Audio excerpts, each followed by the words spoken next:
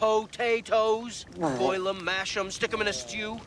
Let's make Master Samwise proud and get our taters in. These are not special potatoes. They just sprouted in my cupboard and I am chucking them in anywhere there's space. Keeping it dead simple. Digging a hole a couple inches deep and planting.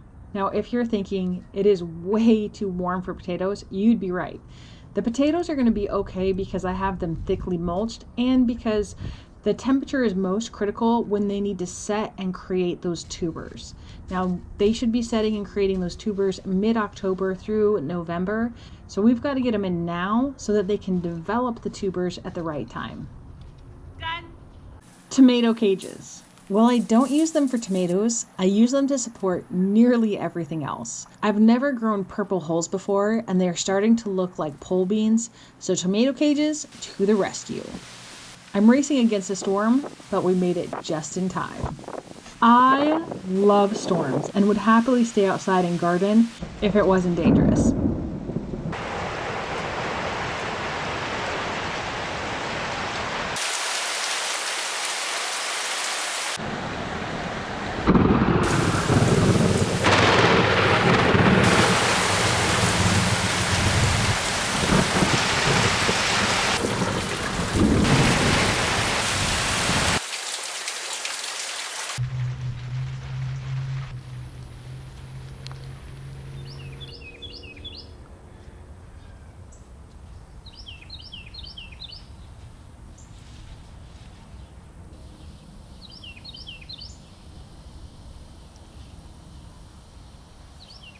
The cowpeas are coming up great. You can see really good germination on these, but this is the only corn that is still here because everything has been stolen by either gophers or squirrels. So it's time to cheat.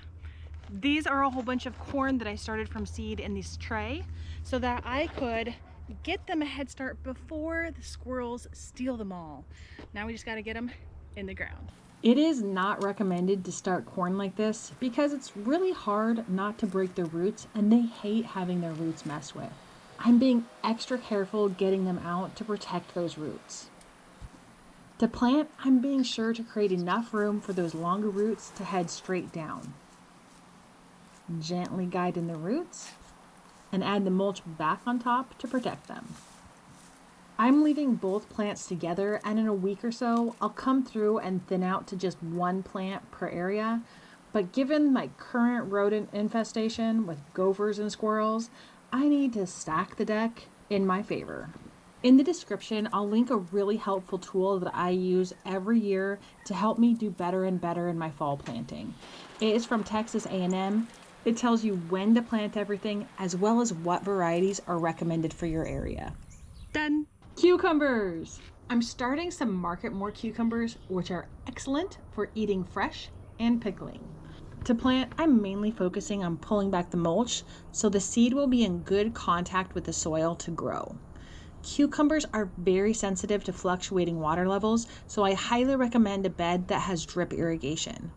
One plant is typically enough if you're just going to use it fresh, and two should give you plenty if you're also planning to pickle. Because of the high pest pressure, I'm planting a ton so I can hopefully get something.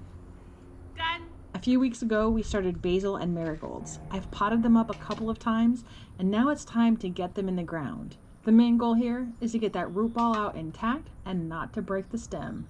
Make a hole and plop it in. Try to pull that mulch back in around the base. It's going to protect the roots from heat, retain moisture, and keep the weeds at bay. Ta-da! I'm alternating marigolds and basil all the way down. Marigolds help repel tons of different pests and bring in pollinators. And basil is just delicious.